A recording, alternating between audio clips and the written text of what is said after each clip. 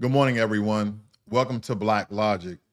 So, Ukrainian President Vladimir Zelensky supposedly isn't pulling any punches when it comes to America. He made it very clear that Kyiv security guarantees will only hold water if the United States is involved. With Russia ramping up its aggression, Zelensky emphasized that European support, while critical, can't substitute for the military strategic backing of the U.S. It's a bold statement that highlights the international tightrope that Biden administration continues to walk. The question is, how will the U.S. respond? How will our government respond to Zelensky claims? Will this strengthen the bipartisan support, or is it Zelensky overstepping by demanding what seemed to be a blank check to Ukraine? And this is what I keep stating, that Zelensky is becoming more and more emboldened and belligerent on asking for support of America. Now, he's trying to group us in with European nations that are close to him that can readily give him the support that he needs. But of course, their economies are not as strong as America. But we've already given so much money to Ukraine. When will this end? And their bipartisan support is decreasing ever so slightly. As soon as Trump comes into office, we want to see what's going to happen. Now, let me make you guys abreast of this amount of support that we've given to Ukraine.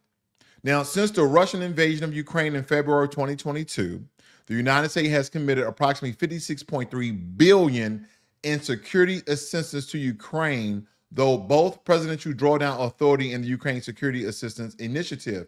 And this is coming from the defense.gov, the Department of Defense.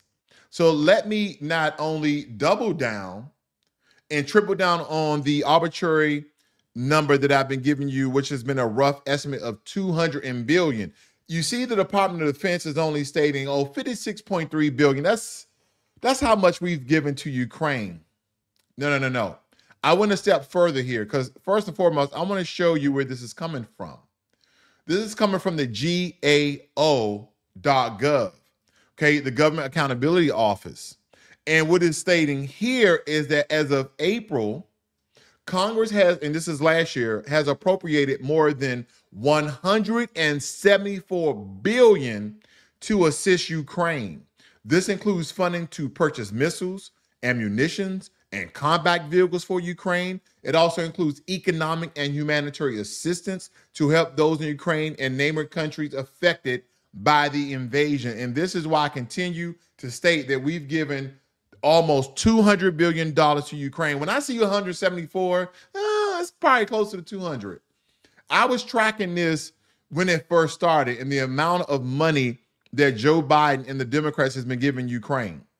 Now, I'm not stating that they shouldn't receive any money, but there should be a cutoff. We're almost 200 billion. Our country is standing on stick legs as it is.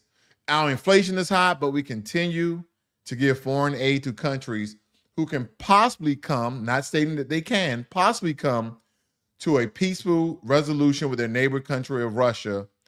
But again, I don't know how America is going to continue to foot the bill and take the disrespect of President Zelensky time and time again. I wonder when we're going to put our damn foot down and say, okay, listen, you're talking tough and you're at war and you're saying that you won't be able to beat Russia without our support. Why are you speaking this way to us as though we owe you something? Is it something that the American people need to know? Do America owe Ukraine?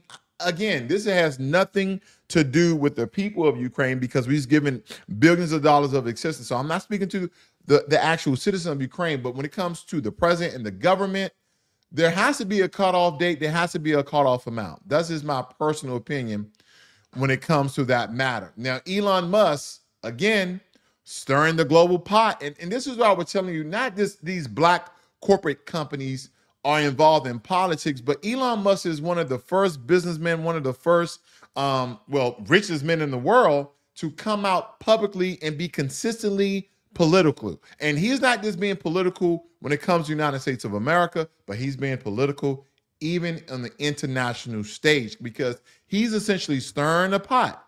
Because in a fiery post on social media, Musk questioned whether America should liberate the people of Britain.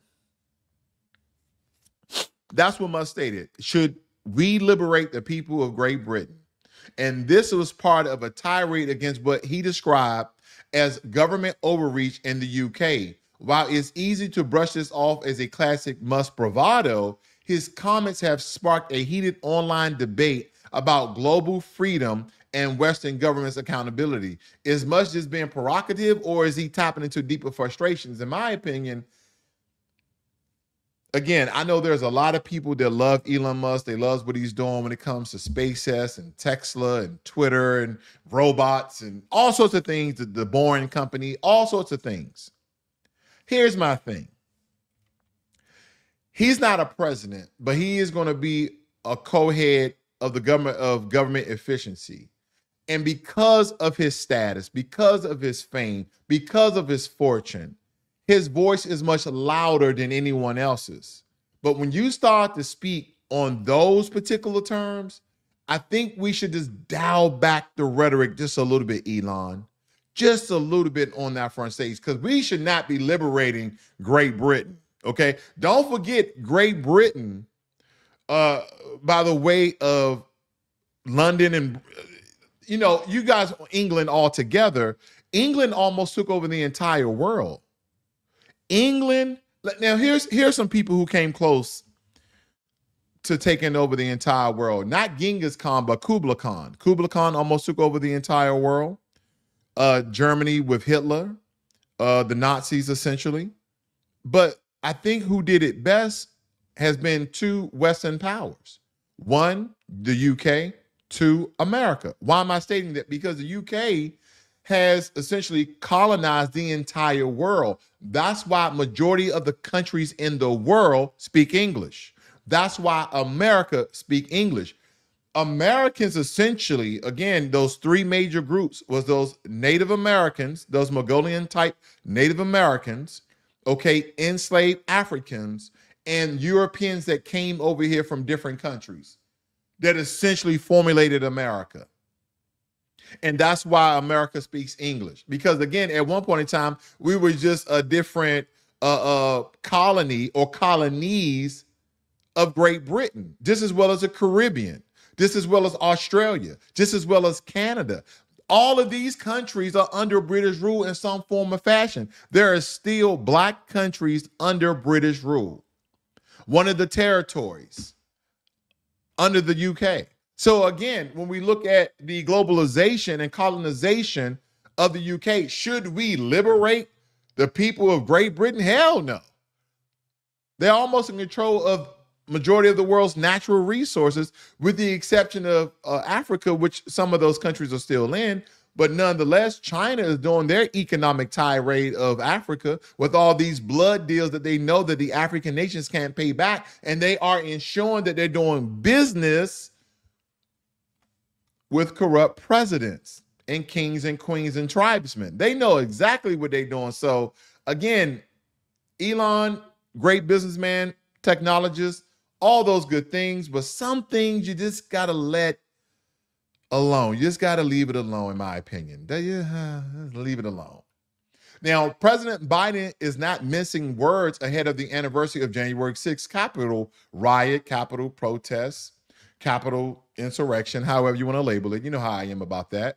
Now, in a passionate speech, he criticized efforts to erase the history of that day. He warned that it will not be a repeat of the chaos that unfolded. No. There will not be a repeat that unfolded in 2021, signaling increased security measures ahead of Congress certifying Trump's election day. So I don't know what he means by that, because the Capitol protest, the Capitol riot, was really a protest of the American people that was exercising their constitutional right. Now, don't forget the way I broke this up. There were a portion of people who entered the Capitol unlawfully, because by the Capitol Police verbal commands, back the blue, the Capitol Police verbal commands for them to leave the Capitol, that they were there trespassing. Now, not every single person who was there on the Capitol broke the law, or or violated the Constitution. They didn't do that. A lot of them did peaceful protests, but just like any other protest. See, here's the thing about when you look at things very neutral and truthfully, and I compare the Capitol riot / protest the same way I look at the Black Lives Matter movement when they were protesting. We can't label a whole, this is my conjecture, we cannot label a whole group of people as rioters just because a third of them or even half of them, okay? We have to speak for what it is. There were a great amount. There was a third of them that entered the Capitol that did some really defaming things by taking dumps on Nancy Pelosi's desk and destroying government property and trespassing, etc. But there was a great many of them, they were just holding up their flags and shouting and, you know, being boisterous, but they were protesting. So you had some rioters, you have some people who were maybe claimed or deemed insurrectionists, but you had protesters. Now, in my opinion, if the protesters who didn't enter the Capitol or destroy government property, they shouldn't need a pardon for Donald Trump, but they've been brought up on charges and they should get one. But for those who did certain acts should not be getting a pardon. There's certain acts that should be pardoned, because I want you to think about it like this. If you had a group of people that didn't agree with what you did in your front yard, they entered your house. Okay, I'm just coming up with this very cockamamie example. Just bear with me. But they broke into your home and you told them, leave my home, leave my home. And they did all sorts of chaotic and this very vicious and nasty things and destroyed government property and peed and dumped and feces everywhere. Wouldn't you want them to face the law? Shouldn't they be under the rule of law and that they're not above the rule of law? And by getting a presidential pardon, that is where my thoughts lie. Again, I don't label all of them the same. This is where I don't label all of Black Lives Matter all the same. And again, we had an insider group by the name of Antifa who were covered up in masks, who were not dark melanated hue people, who were destroying property. Were there some people part of the movement that were protesting that did some of the stash and bash going into stores? Absolutely. There's been proof of that. But not a great amount of them. A lot of them were doing peaceful protests, okay? So this is how the way that I look at things. Let's move it right along. Now, over the past 5 years, their reach and extended far beyond the Middle East. We're talking about ISIS. From a double suicide bombing in the Philippines to a for-you plot at a Taylor Swift concert in Austria. The group's fingerprints are everywhere. What's shocking is how many unreported of these incidents are. It's a stark reminder that while the U.S. largely dismantled ISIS in Iraq and Syria under Trump, because he destroyed ISIS in Syria. Again, he dismantled them, but in certain parts, but ISIS is so large and they have a lot of sleeper angels, but the ideology of ISIS still thrives globally. And the question is, how do we combat this? How do we go against this? These are the questions I have, because if we look at a lot of the attacks that ISIS have had over, a very long stint of a lot of their terrorist attacks. You had terrorist attacks in 2014 at Camp Spicer massacre in Iraq, where ISIS killed between like 15 to 2,000 Shia Iraqi air forces. You had 2015 notable incidents. You had major attacks in 2016, the Brussels bombing, the Orlando nightclub in the United States, okay, where almost 50 people were killed at a homosexual nightclub. You had that, and you just had like ongoing attacks, 2017, the Barcelona attacks, 2018. And then you had quite recently here on New Year's Eve New Year's Day, with Baha Jabbar driving a pickup truck with automatic weapons and bomb-making material inside of it, plowing down people on Bourbon and Canal Street in New Orleans before the police neutralized the threat. So again, we have a very strong presence of ISIS around the world. And I believe there needs to be one of those international groups that gets together where all the Western, Eastern powers that a lot of these countries, these terrorist groups operate in, and eradicate ISIS from the face of the earth. They need to be eradicating ISIS for the face of the earth. That is what they need to be doing. And this is why a lot of these terrorist groups wear masks. So you will never know their identity if they're in a country near you. So again, this needs to be on a global stage. Every country needs to get involved in eradicating ISIS because they're still alive and prevalent. Even though when they were concentrated in certain areas, okay, whether it be, Iran, Iraq, and Syria, Donald Trump dismantled it. But again, there's still people who are being radicalized by ISIS because there are still elements and pockets of ISIS members and sleeper cells that exist. So we should definitely go out of ISIS the same way we're going to go out the cartels, etc. That's just the kind of way I look at it. Now, 4 years after infamous Capitol riot, the Capitol protests, Congress is set to certify Donald Trump's election. While this may seem routine, the backdrop of January 6th and Biden's recent remarks that we just went over give this day extra weight. It's also a test of how Americans process its political stars. This is how we essentially process our political scars and how we move on from one thing that seems constitutional and on the other hand seems anti-constitutional, because there is a constant battle that people are stating that this is an insurrection. And some people say, no, these are just Americans exercising their right to protest under the Constitution. And here's what I give to you. Why can't it be both? Why can't it be both? That's what people don't like to deal with duality, but it exists. Now, I guess the question is, will the certification go off without a hitch? I believe it will. Some people believe there may be some sort of lingering tension waiting to boil over. I just don't believe that. But this is not why a lot of people are looking at Biden, because we already know Biden's on his way out. He's stirring up mess before he gets out, and we already know what we think of Biden. I'm going to go there. But here's when it comes to the money, because we know that Trump's stance has been drill, baby, drill. But Biden announced a sweeping ban on new oil and gas drilling bans along most U.S. coasts. It's a move that aligns with his administration's environmental goals, but is already drawing fire from Republican lawmakers and energy companies. It reminds me of a show I'm watching right now with Billy Bob Thornton in it called Landman. And also another show I'm watching called The Rig. Both of these shows are similar because it has to deal with these, large corporations of energy and oil. I think on The Rig show is a company called Pictorial, some British company. And then, of course, in Landman is another company. I forgot the name of that, but that Billy Bob Thornton is now the vice president of. Spoiler alert.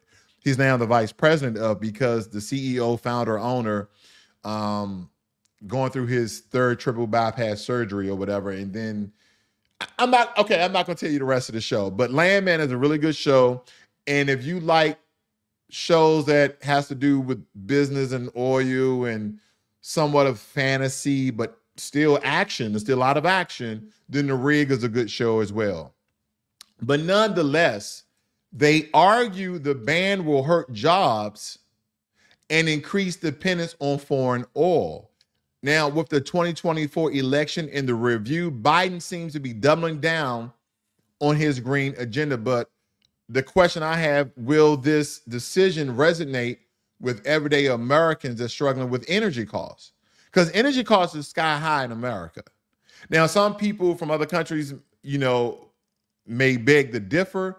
But again, Americans, we always cry foul. We always cry out when gas is high, energy is high, because we have all these alternative ways of energy, but they come with maybe a larger carbon footprint, because a lot of people are like, oh, we should just, change to electricity. How do you think electrical plants are powered? They're powered by fossil fuels or fuels that are from the earth, okay? Like oil. If you guys ever look into the technology of how electrical plants or electrical cars, where does electricity come from? The fuel, okay, comes from oil, comes from natural gas, which comes from the earth that fuels the generation of electricity.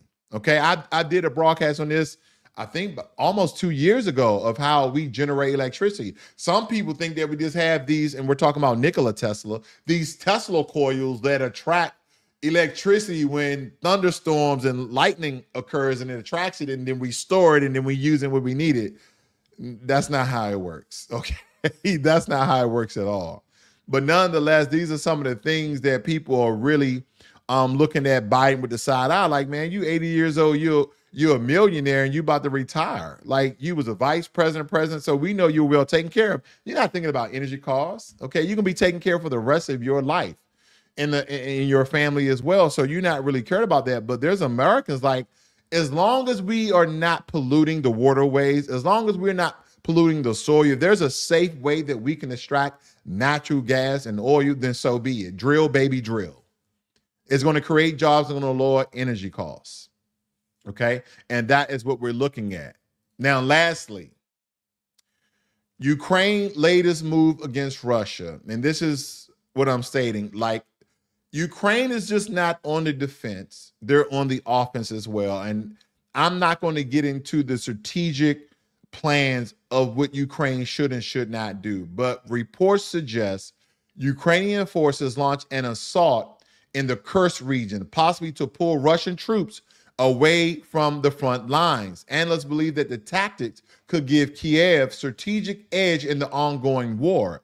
But with civilian casualties on the rise and global fatigue setting in, how much longer can this conflict sustain international attention and aid? And this is what people are referring to. Like, there's still a full-fledged war, even though there's been these behind the door peace talks that Russia said, no, that's not to our liking. We're not going to accept those terms. Come back with a better deal. But Russia is still at the table. Russia is still at the table. And I've said this before, I think Russia wants something out of the deal. They want a piece of Ukraine. Ukraine has resources, natural resources that's been untapped. And I believe that Russia is looking to get those resources. Mark my words. I want you guys to remember this, because if it comes up that there's a deal where Russia wants a certain part of Ukraine, I think there should be a deep dive of what's under the soil, what's in the earth. Why Russia want that particular part of the land? Like, okay, listen, we're tired of war. There's thousands of people dying. We're damn near broke, okay, because we got to continue to depend on NATO and America to support us with our equipment, our humanitarian aid, our funding, etc. What can we do to come to a peaceful resolution? And Russia comes to the table like, we want this part of Ukraine right here when they leave you guys alone for the next 100 years. And then they go and they say, okay, well, you guys can have it. We just want the war to end. Then come to find out there's going to be stories that, oh, this part of Ukraine or this part of Russia now is rich in uranium or is rich in diamonds or rich in gems or rich in oil or natural gas. It's going to be something like that. But nonetheless, I'll keep you guys abreast of the current information and updates when it comes to hot topic and news. I thank you guys for joining me here this morning. This is Blacklogic.